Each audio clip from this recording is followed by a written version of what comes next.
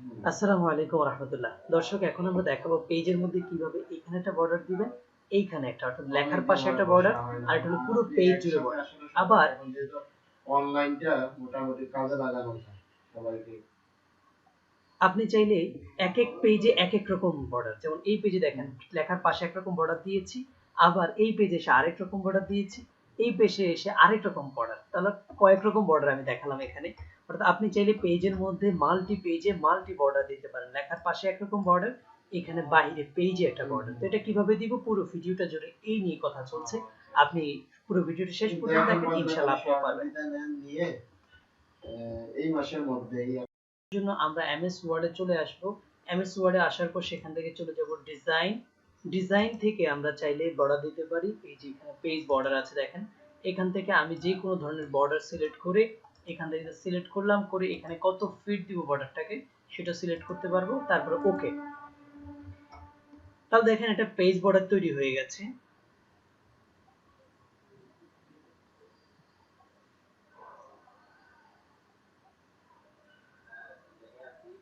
এখন এই page border দেওয়ার পর আমার মনে হচ্ছে যে না, আমার এই বর্ডারটা, এইখানে যে বর্ডারটা আছে এই লেখার পাশে পাশে হোক, লেখার কাছেই হোক বর্ডারটা। তো সেটা কিভাবে দিব, এটাকে বলা হয় পেজ বর্ডার। এখন যেটা দিয়েছি এটার নাম হলো পেজ বর্ডার।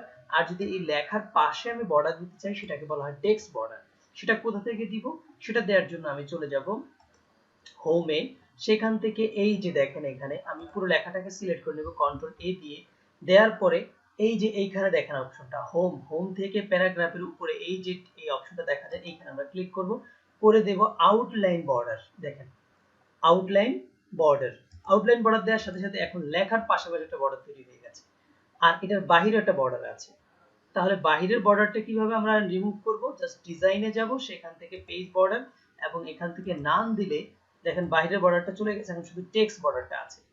বাট আপনার মনে চাচ্ছে যে এই যে টেক্সটের যে বর্ডারটা আছে এই বর্ডারটা আমার ভালো লাগছে না, আমার বর্ডারটা চেঞ্জ করা দরকার। তাহলে আমি আবার হোমে গেলাম, সেখান থেকে টেক্সটে গেলাম, সেখান থেকে এই যে নিচে বর্ডার লাইন, তো এইখান থেকে আমরা বর্ডার শেডিং এ এসে আমরা এখান থেকে বর্ডার সাইজটা চেঞ্জ করতে পারি এবং বর্ডার সিস্টেমটাও চেঞ্জ করতে পারি। এখান থেকে কি ধরনের বর্ডার দিব, আমি এখানে চিকন একটা বর্ডার দিয়ে দিলাম। দেখেন এই এখন চিকন বর্ডার সিস্টেম আছে এখানে।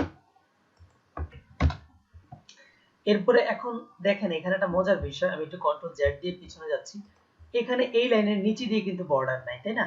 আবার এই লাইনের উপর দিয়ে বর্ডার নাই। তো এটা কিভাবে আনবো, আনার জন্য আমি লেখাটাকে এই যে লেখাটাকে পরের লাইনে নিতে চাই, পরের পেজে, সেটাকে কন্ট্রোল চেপে এন্টার দিব। তাহলে দেখেন এখানে একটা বর্ডার সিস্টেম তৈরি হয়ে গেল, আবার এইখানে বর্ডার সিস্টেম, আবার এইখানে বর্ডার সিস্টেম, আবার নতুন চেপে এই যে এখান থেকে আমি নতুন পেজে যেতে চাই, কন্ট্রোল চেপে ধরে কি দিব, এন্টার, কন্ট্রোল এন্টার দিলাম, নতুন পেজ চলে আসলো এবং এখানে ইচ্ছে মতো আমি লিখতে পারি, এবং যত লিখবো তত নিচের দিকে বর্ডারটা নামবে। হ্যাঁ, যত লিখবো তত নিচের দিকে বর্ডারটা নামবে। যেমন এই যে আমি এখন দেখাচ্ছি, দেখেন এই অটো অটো নিচের দিকে লেখাটা নামছে। বেশ, এইভাবে আমরা আমাদের বর্ডার সিস্টেম চেঞ্জ করে নিতে পারি। এবং এখানে বর্ডার, এই যে পাশের যে বর্ডারটা আছে এটাকে যদি চেঞ্জ করতে চাই, আমি আবার এইখানে যাব, গিয়ে একদম এই যে বর্ডার শেডিং, এই বর্ডার শেডিং এ গিয়ে আমি এখানে বর্ডার সিস্টেম চেঞ্জ করে দিতে পারবো। যেমন এখন একটা মোটা দিলাম, মোটা দিয়ে যখন ওকে দিলাম, দেখেন এই যে আমার বর্ডার সিস্টেমটা এখন মোটা হয়ে গেছে। যেই পেজে যাব সেই পেজটা চেঞ্জ করতে পারবো। আবার গেলাম এখানে, দেন হোম, তারপরে এই শেডিং, এখান থেকে এখানে এই পেজে আমি কোন শেডিংটা দিতে চাই, এই পেজে আমি এটা দিতে চাই, এবং এখানে আমি চাইলে ফিটটা চেঞ্জ করে নিতে পারবো, দেন ওকে। তো দেখেন এই পেজে একরকম বর্ডার, এই পেজে আরেক রকম বর্ডার। তো আমি আশা করি আপনারা বর্ডার সিস্টেমটা বুঝতে পারছেন, এটা টেক্সট বর্ডার বুঝতে পেরেছেন। এবং আপনারা যদি পেজ বর্ডার দিতে চান তাহলে জাস্ট ডিজাইনে চলে যাবেন, সেখান থেকে পেজ বর্ডার, এবং আপনার পছন্দ মতো এইখানে অনেক কাস্টম বর্ডার আছে, আমি একটা গাছ দিয়ে দিলাম, ওকে। তাহলে দেখেন এটা হলো পেজ বর্ডার আর এটা হলো টেক্সট বর্ডার। তাহলে আমি দুইটাই মনে বোঝাতে পেরেছি, আপনারা এইভাবে করে নেবেন। হ্যাঁ, আমার একটা ভাই সমস্যায় পড়েছে, তার জন্য এই ভিডিওটা তৈরি করলাম। আপনাদেরও কোনো সমস্যা হলে আমাদের এমএস স্কুল ফ্যামিলিতে আসবেন, Facebook group MS school family, সেখানে পোস্ট করবেন, ইনশাআল্লাহ আমরা সমাধান করে দিব। আসসালামু আলাইকুম ওয়া রাহমাতুল্লাহ।